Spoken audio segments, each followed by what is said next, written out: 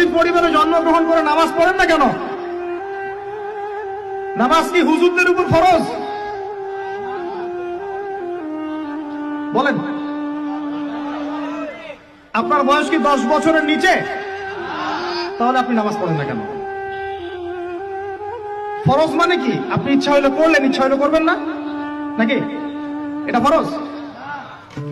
ফরজ হইতো বোঝেন। ফরজ কি? ওই যে প্রত্যেক রাতে যে মেয়ের সাথে খষ্টি নষ্টি না করলে আপনার ঘুম হয় না, ওইটা হচ্ছে ফরজ।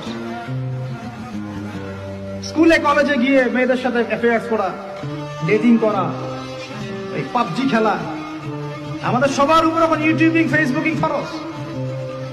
ফরজ বোঝেন, এইভাবে বোঝেন, এগুলো হচ্ছে ফরজ আপনার উপরে। তো সালাত, হাইয়া আলা সালাত প্রত্যেক দিন আপনার কানে যায়, কেন সালাতে আসেন না? হাইয়া আলাল ফালাহ আপনার আমার কানে যায়, কেন সালাতে আসেন না? কখন সালাতে আসবেন? ছোট ভাইরা কখন সালাতে আসবেন? যখন আপনার বয়স হবে 50,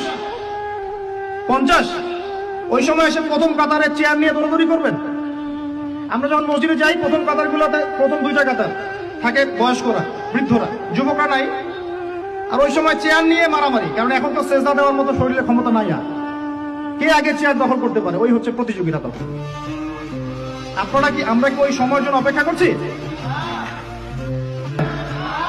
নামাজ পড়লে আপনি কি মানবতা বিরোধী অপরাধী হয়ে যাবেন? এই ফাইজলামি মার্কে কথাবার্তা যারা বলবে, সমাজ থেকে বয়কট করে দিবেন, সামাজিক প্রতিবাদ করে তুলবেন। এই শব্দগুলো সস্তা করতে করতে যাকে তাকে যা ইচ্ছা তাই বলে বেড়াচ্ছে। ধর্মের কথা, ইসলামের কথা বললেই মানুষ সন্ত্রাসী হয়ে যায়। আমরা কি শান্তিপূর্ণ পরিবেশের মধ্যে অশান্তি সৃষ্টি করতে চাই? কশিন গেলেও নয়। কিন্তু আপনার ছেলে, আমার ছেলে, আমার ভাই আপনার বোন নামাজ পড়বে না কেন?